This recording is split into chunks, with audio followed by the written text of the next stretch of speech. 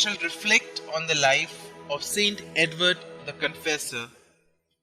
Young Edward, the son of King Ethelred II and Queen Emma, and his half-brother Alfred, lived in exile with their uncle, the Duke of Normandy, during the reign of the Dane Canute.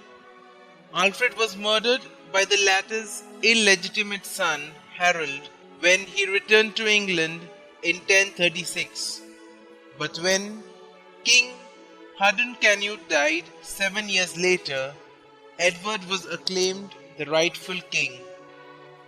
A saintly, conscientious man of 40, much given to prayer and works of mercy, his early misfortunes taught him to deprecate all earthly ambitions, and he now concentrated fully on governing his people with Christian gentleness, justice, and prudence.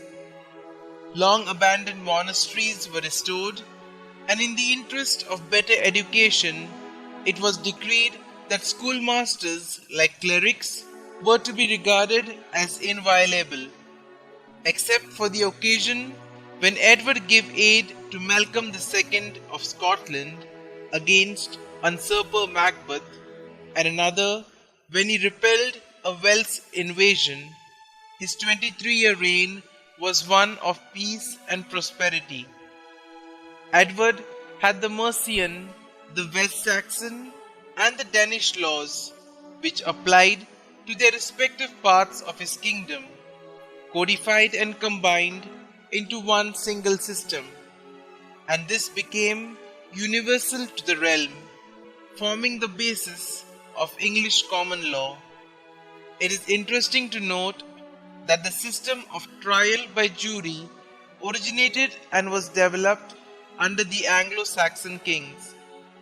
Their country courts were jointly presided over by the bishop and the sheriff, who exercised ecclesiastical and civil jurisdiction together.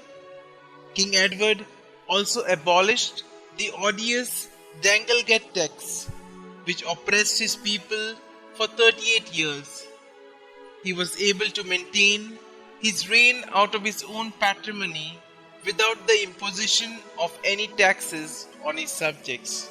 Little wonder then that he was the idol of the common people, and was long remembered with affection as Good King Edward.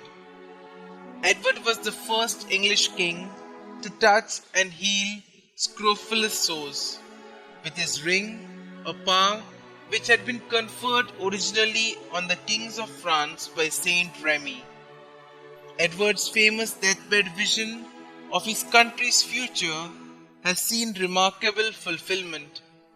St. Edward died on the 5th of January 1066 and was buried in St. Peter's Church, now Westminster Abbey, which he had magnificently restored. He was canonized by Pope Alexander III in 1161.